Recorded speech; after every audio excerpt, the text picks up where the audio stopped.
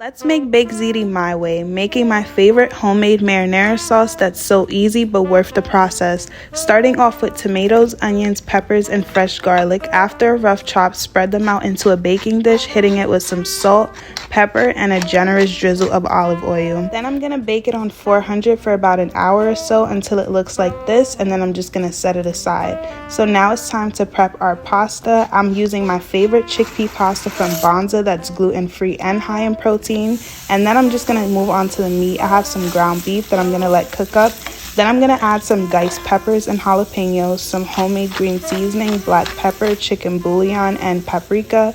Get that well combined and then set it aside. Time to make this sauce. I'm going to add some butter into a saucepan followed by my roasted veggies. Then I'm adding in about 2.5 cups of water, but you can do less. I'm just going to let mine reduce down.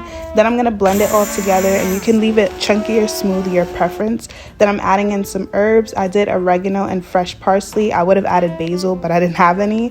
Then I combine my sauce to my meat, adding some more seasoning to taste, and then I'm just going to cover this up and let it simmer on medium low for about 10 to 15 minutes depending on your desired thickness. This is what mine is looking like, and this is perfect. I actually did set some aside because I'm going to use it for pizza. So now I'm just going to add in my pasta, and then we're going to mix that all together, and now it's time to layer. Evenly spread out my first layer, then I cheese it up, just getting that all mixed in, and then I'm going to add in my second layer, and then we're going to also cheese that up, making sure to get a nice layer on top just so it could get a nice crust. And then I'm gonna add some fresh parsley, some paprika just for a little razzle dazzle, and then we're gonna bake this low and slow on 250 for about 40 minutes. And this is what it's looking like, y'all. I was excited at this point, like I always am. Now it's time for the taste test, and y'all, if I could show y'all the first clip, I literally burned my mouth because it was so hot, so I had to redo it, and this is the second clip.